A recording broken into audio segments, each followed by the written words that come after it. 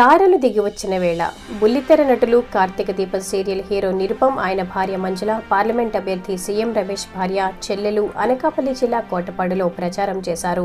ఈ సందర్భంగా బుల్లితెర నటుడు కార్తీక్ మాట్లాడుతూ సీఎం రమేష్ లాంటి వ్యక్తి పార్లమెంట్ మెంబర్ గా రావడం ఈ నియోజకవర్గం వాళ్ళు చేసుకున్న అదృష్టమని, అతను ఉన్న దగ్గర అభివృద్ధి ముందంజలో ఉంటుందని, ఈ 5 సంవత్సరాల్లో జగన్మోహన్ రెడ్డి రాష్ట్రానికి ఏం చేశాడు, ఈ రోడ్లు చూస్తుంటేనే ఆయన ఏం చేశాడో అభివృద్ధి తెలుస్తోందని, అలాగే అసెంబ్లీ అభ్యర్థి బండారు సత్యనారాయణ చాలా మంచి వ్యక్తిని, సీఎం రమేష్ ని బండారు సత్యనారాయణని గెలిపించితే నియోజకవర్గం అభివృద్ధిలో ఎలా ముందుకు సాగుతుందో మీకు తెలుస్తుందని అన్నారు. ఈ సందర్భంగా కోటపాడు మాజీ సర్పంచ్ డోకల నరసింహమూర్తి మాట్లాడుతూ జగన్ ప్రభుత్వంలో నాయకులందరూ పందికొక్కుల్లాగా దోచుకు తిన్నారని, ఇసుక దందాలు, గ్రావెల్ దందాలు, భూ ఆక్రమణలు చేసి దోచుకు తిన్నారని అన్నారు. కూటమి ప్రభుత్వం వచ్చిన తర్వాత ప్రజల తలరాతలు మారుతాయని, రాష్ట్రం అభివృద్ధిలో దూసుకుపోతుందని ఆశాభావం వ్యక్తం చేశారు.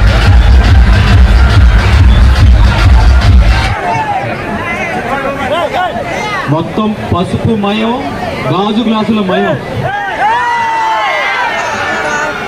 ఇదే ఐకమత్యం, ఇదే కలుపుకొల్తాను. ఇలాగే వెళ్ళి ఆ రోజు 13వ తారీఖు వెళ్ళి ఓట్లు గుద్దితే ఆ పవర్ కి దానికి షార్ట్ సర్క్యూట్ అయి కింద పడి రాలిపోవాలి.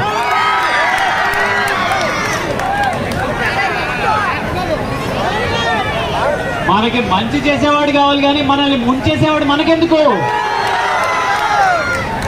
మనల్ని బాగు చేసేవాడు కావాలి. మన మీద పడి తినేవాడు మనకెందుకు? మనకి నాయకుడు కావాలి, మనకి రంకు మొగుడు ఎందుకు?